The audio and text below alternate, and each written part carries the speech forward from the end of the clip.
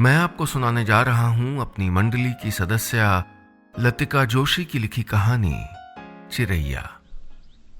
कौसानी इस वक्त अपनी खूबसूरती के नशे में था। बर्फीले पहाड़ सूरज की गर्मी को ठंडा कर चुके थे और उसकी लाली को बुरांश के फूलों ने सोख लिया था। नीलिमा का घर चाय के बागीचे से अभी कुछ और दूरी पे था, पर अपनी बेटी शुभी को गोद में लिए वो वहीं बस से उतर गई। चाय के बागीचे में उसे अपने बचपन की किलकारियां सुनाई दी। नीलिमा को याद आ रहा होगा कि कैसे वो अपने बापू के कंधे पर बैठकर बागीचे के किनारे लगे पेड़ से बुरांश के लाल मखमली फूल तोड़ा करती थी। आज जब 3 साल बाद नीलिमा उस बागीचे को देख रही थी तो लग रहा था जैसे वो बुरांश का पेड़, वो चाय के बागीचे, वो टेढ़ी मेढ़ी पगडंडियां सब उसे उलाहने दे रहे हैं, जैसे हंस रहे हैं उस पर। उसके कंधे पर गर्दन लटकाए शुभी सो चुकी थी। एक हाथ से 2 साल की बच्ची को संभाले और दूसरे हाथ से बैग उठाए नीलिमा धीमे कदमों से घर की तरफ जाने लगी। शाम रात की तरफ तेजी से कदम बढ़ा रही थी। इस वक्त नीलिमा एक 2 मंजिला घर के गेट के बाहर खड़ी थी। अब उसके पास न गेट खोलने की हिम्मत थी और न ही पीछे जाने का रास्ता। तभी आंगन में जलते दिए की तरफ इशारा करते हुए शुभी उनींदी आवाज में बोली, मामा जय जय। नीलिमा ने देखा एक महिला आंगन के बीच में लगे तुलसी के पौधे की पूजा कर रही थी। नीलिमा ने इससे पहले उसे आज तक कभी नहीं देखा था। कोई रिश्तेदार भी नहीं थी। अनजान चेहरे को देखकर नीलिमा वापस गेट के बाहर गई। नेम प्लेट पर आशा सदन लिखा देखकर उसको तसल्ली हुई। बापू ने स्लेट पर नाम लिखवाते समय कहा था, इस घर को बनाने संवारने वाली तुम्हारी इजाई हुई तो नाम भी उसी का होना चाहिए कि नहीं? किसी को ढूंढ रहे हो क्या रे तुम? उस लड़की की आवाज आई तो नीलिमा चौंक गई। उसने पीछे मुड़कर देखा। हाथ में पूजा का थाल लिए, लाल रंग के बॉर्डर वाली पीली साड़ी पहने वही महिला उसके सामने खड़ी थी। जी मैं नीलिमा अपने बारे में बता ही रही थी कि घर का दरवाजा खुला। एक छोटा सा बच्चा मुंह से हॉर्न की आवाज निकालते हुए अपनी नन्ही गाड़ी पर बैठा बाहर आया। नीलिमा को बच्चे के पीछे से खिलखिलाते हुए बाहर निकलता एक साया नजर आया। रात के अंधेरे में नीलिमा बाहर से कुछ देख तो नहीं पाई, लेकिन वो इस हंसी को पहचानती थी। नीलिमा गौर से दरवाजा खोलकर बाहर निकलते हुए उस साये को देखती रही। वो ईजा थी, यानी मां। ईजा को देखते ही नीलिमा का गला भर आया। वो चाहती थी कि ईजा को आवाज दे, लेकिन सारे शब्द जैसे उस एक ही पल में वो भूल गई थी, जैसे उसकी आवाज चली गई थी। न वो रो पा रही थी, न कुछ बोल पा रही थी। तभी ईजा की नजर उस पर पड़ी। नीलू, तू? बस इतना ही कह पाई थी वो। नीलू। आज कितने साल बाद ये नाम सुना था उसने। नीलिमा शुभी को नीचे उतारकर ईजा के पैरों से लिपट गई। ईजा उसके सर को सीने से लगाकर धम से जमीन पर बैठ गई। शुभी आंगन में खड़ी सबको बारी बारी से देख रही थी। हवा में सिर्फ सिसकियों की आवाजें तैर रही थीं। उस वक्त आशा सदन में अजीब सी स्थिति बन गई थी। 3 साल बाद एक बेटी अपनी मां से मिल रही थी। पीली साड़ी वाली महिला अब तक कुछ समझ नहीं पा रही थी। ईजा को रोते देखकर गाड़ी में बैठा नन्हा बच्चा घबराकर रोने लगा और दादी दादी पुकारने लगा। ईजा ने नीलू के कंधे से सर उठाकर एक हाथ से बच्चे को पकड़ लिया और बहुत धीमे स्वर में बोली, देख तो कौन है ये, पहचानती है इसे? नीलू ने नामे सर हिलाया तो ईजा बोली, तेरे दिनेश दा का बेटा है, सोनू। पीली साड़ी वाली महिला की तरफ इशारा करते हुए ईजा बोली, और वो तेरी भाभी है। तू कहाँ चली गई थी रे नीलू? नीलू ने सवाल के बदले में सवाल किया। ये सवाल उसने पूछा था या खुद को बताया था, उसे नहीं पता। सोनू का चेहरा उसने देखा तो हैरान रह गई। एकदम उसके दिनेश दा की कार्बन कॉपी था। होंठ के ऊपर वही तिल, वही घुंघराले बाल, वही तीखी नाक, उसने लपक कर पकड़ लिया सोनू को। किसी और बच्चे को अपनी माँ की गोद में बैठे देखकर शुभी ने रोना शुरू कर दिया तो उसको ईजा ने उठा लिया। उन्हें लगा वो नीलू जो उनको छोड़ के चली गई थी वो अब लौटी है तो गोद में अपना बचपन उठा लाई है। अपनी भाभी से गले मिलकर नीलू हाथ में सूटकेस उठाए घर के अंदर दाखिल हुई। उसकी नजरें बापू को तलाश रही थीं। इस समय घर वालों को अपना सच बताने से भी जरूरी उसके लिए बापू को मनाना था। नीलिमा के साये के साथ साथ उसका बचपन भी चल रहा था। बापू की लाडली बेटी आज खुद को उनके ही सामने इतना छोटा समझ रही थी कि उनका सामना करने से भी घबरा रही थी। ये कमरा जिसमें नीलू अभी अभी दाखिल हुई थी और जो अब स्टडी रूम है, पहले उसका कमरा हुआ करता था। नीलिमा जब कमरे में पहुंची तो कुर्सी पर बैठे बापू गीता पढ़ रहे थे। बापू, उसने इतना ही कहा। वो इतना ही कह पाई। पेज पलटते पलटते बापू के हाथ रुक गए। नीलिमा सोच रही थी कि उसे देखते ही बापू गुस्सा करेंगे, उस पर चिल्लाएंगे, उससे पूछेंगे कि उसने ऐसा क्यों किया, लेकिन ऐसा कुछ नहीं हुआ। बापू के चेहरे पर इस समय कोई भाव नहीं था। उन्होंने बड़ी शांति के साथ हाथ जोड़कर प्रणाम करते हुए गीता को बंद किया, कुर्सी से उठे और नीलू के सर पर हाथ रखकर कमरे से बाहर चले गए। नीलिमा को लगा जैसे उसने इस घर की नाराजगी का हक भी खो दिया है। उसे लगा जैसे कौसानी आकर उसने कोई गलती तो नहीं कर दी। बापू के जाने के बाद नीलिमा अपने कमरे को ऐसे देखने लगी जैसे उसे कोई खोई हुई चीज वापस मिल गई हो। उसके सामने वो रात आ गई जब वो इसी कमरे में अपनी अलमारी में कुछ टटोल रही थी। कमरे के अंदर से पीली चमचमाती सोने की नथ बाहर निकली थी। ईजा ने बनाई थी उसके लिए। नगों से सजी मोर वाली पीली चमचमाती पहाड़ी नथ।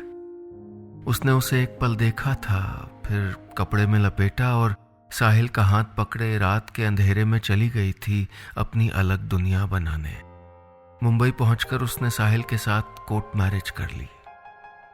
कौसानी में जब किसी की शादी हुआ करती थी तो सभी औरतें नथ पहनती थीं।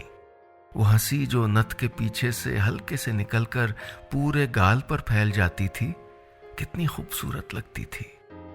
सोने की नथ के पीछे से बुरांश के लाल होंठ और उसके पीछे अनार जैसी कतार में सफेद चमकते दांत। बचपन से उसके दिमाग में यही तो तस्वीर थी दुल्हन की। शादी कोर्ट में की थी, इसलिए वो तस्वीर भी उसके मन में ही रह गई। जब साहिल ऑफिस चला जाता तो वो अलमारी के कपड़ों के अंदर से सकुचाई सी नथ को निकालती, आईने के सामने जाती और पहनकर खूब रोती। ऐसे रोती जैसे लड़कियां शादी के बाद विदाई के वक्त अपने माँ बाप के गले लगकर रोती हैं। वो नहीं जानती थी कि कभी अपनी माँ को ये सारी बातें वो बता भी पाएगी कि नहीं। नीलिमा अपने कमरे से पिछली जिंदगी में चली गई थी। इस कमरे के एक एक कोने से उसकी यादें जुड़ी थीं। उसे याद आ रहा था जब नया नया घर बना था, कैसे दिनेश दा और उसके बीच इस कमरे को पाने के लिए लड़ाई हुई थी। दिनेश दा ने आंखें नचाते हुए पूछा था, तेरा कमरा कैसे हो गया रे? तेरा नाम लिखा है क्या कहीं? नीलू ये सब सोच ही रही थी कि उसकी नजरें सिरहाने की तरफ गईं। कमरे के उस कोने में जहां उसकी चारपाई लगा करती थी और जहां उसने घास काटने वाली दातुली से रगड़कर बड़े अक्षरों में नीलू लिख दिया था, वहां वो निशान अब भी थे। उसके हाथ से अब खुरदुरी दीवार को छूकर वो अपना बचपन महसूस कर रही थी। वो उस सबूत को छू रही थी जिसके बल पर उसने देख ये रहा नाम कहकर कमरा दिनेश दा से हथिया लिया था। कई सारी यादों को आंखों में बिठाए जब वो कमरे से बाहर निकली तो उसके चेहरे पर मुस्कान खिल गई। शुभी बापू की टोपी बार बार उठाकर जमीन पे पटक रही थी और वो उसे वापस अपने सर पे रखे जा रहे थे। वो जितनी बार टोपी उठाकर पहनते, शुभी उतनी ही बार सर से खींचकर जमीन पे पटक देती और फिर खिलखिलाकर ताली बजाते हुए हंसने लग जाती। उसकी हंसी के साथ बापू, ईजा और सोनू की भी हंसी छूट जाती। नन्हा सोनू भी अपनी गाड़ी छोड़कर शुभी के टोपी फेंको अभियान में जुड़ गया। बापू को इस तरह शुभी के साथ हंसते खेलते देखकर उसे लगा जैसे उन्होंने उसको मन ही मन माफ कर दिया है। नीलिमा इस वक्त अपने मन के ही बोझ के नीचे इतना दबी थी कि आगे कदम बढ़ा ही नहीं पाई। शुभी को अपने नाना नानी के साथ इतना खुश देखकर वो सोचने लगी कि अगर वो अब भी यहां नहीं आती तो शुभी को कैसे पता चलता कि कहीं दूर एक परिवार है जो उसे इतना प्यार करता है। जिस साहिल के लिए उसने अपने घर को छोड़ दिया था, आज उस साहिल को छोड़कर वो घर वापस आ गई थी। अभी अभी उसने इतने साल बाद सबके चेहरे पे हंसी देखी थी। वो समझ नहीं पा रही थी कि किस तरह सबको मनाए। मनाने की गुंजाइश तो तभी होती है ना जब कोई नाराजगी जाहिर करे। वो फिर से पुराने दिनों में लौटना चाहती थी, फिर से वही प्यार पाना चाहती थी, पर कैसे, इसका जवाब उसके पास नहीं था।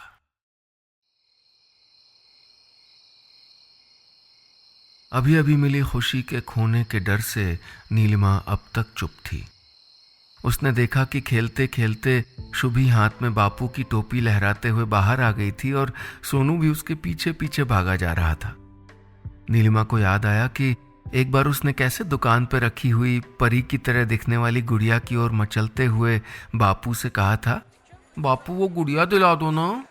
गुड़िया से क्या करेगी तू चिरैया, तुझसे भी ज्यादा है सुंदर गुड़िया तो बता, कहकर बापू ने उसे समझाने की कोशिश की थी, लेकिन नीलू कहाँ सुनने वाली थी। चिढ़कर बोली, चिरैया नहीं, नीलिमा, नीलिमा शर्मा, अब गुड़िया दो नहीं तो स्कूल नहीं जाऊंगी, कहकर वो वहीं दुकान के बाहर रखी कुर्सी पर बैठ गई थी। अगले दिन का वादा करके बापू ने उसको जैसे तैसे स्कूल भेजा था। अगली सुबह बापू ने उसे गुड़िया के लिए पैसे पकड़ा दिए, लेकिन शाम को जब वो घर लौटी तो गुड़िया नहीं, अपने बापू के लिए एक गोल ऊनी टोपी खरीद लाई थी।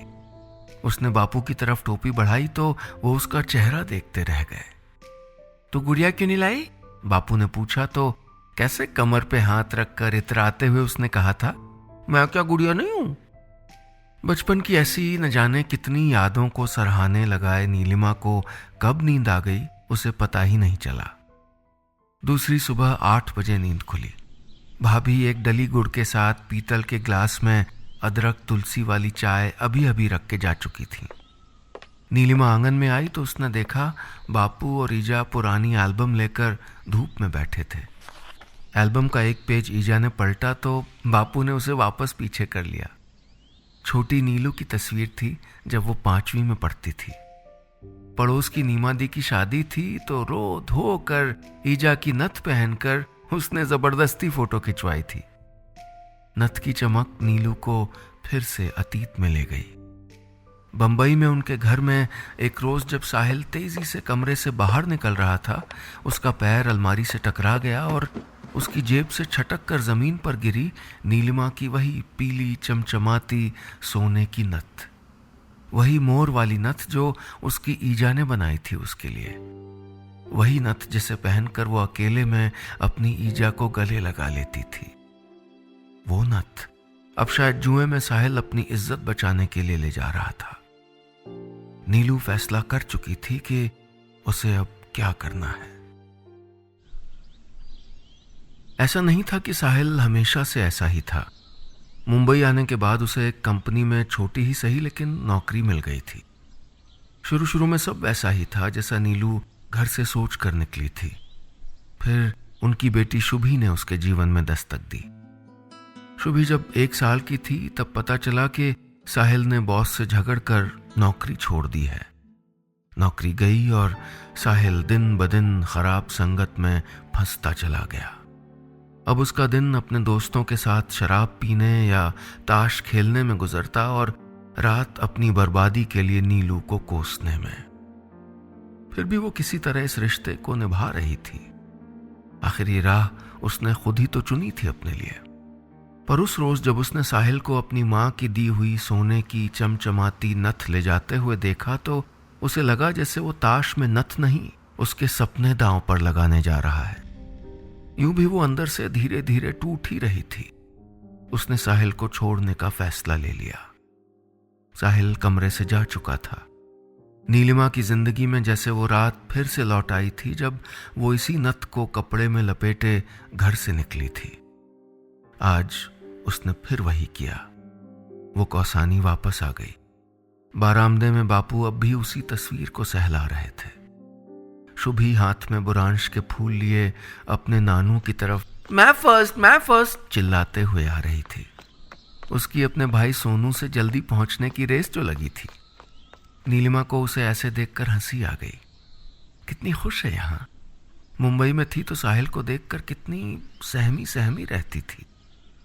बापू ने उसे गोद में बिठा लिया। उन्हें अब भी नीलिमा की मौजूदगी का एहसास नहीं था।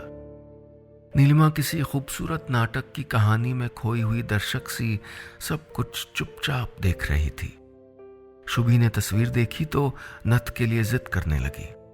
वो बार बार नानू ये दो कहते हुए तस्वीर में नथ पर हाथ रख देती। नीलिमा के मन में न जाने क्या आया कि वो कपड़े की तहों में उदास सी पड़ी नथ को निकाल लाई। उसने शुभी की छोटी सी नाक पर नथ पहना दी। ईजा बापू की आंखें भर आईं।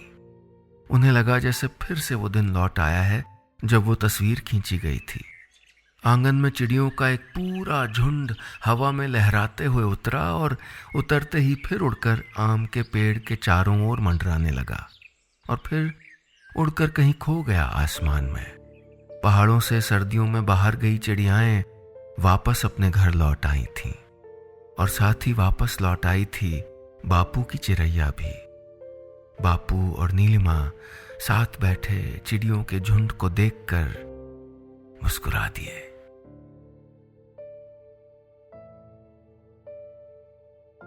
बस इतनी सी थी ये कहानी।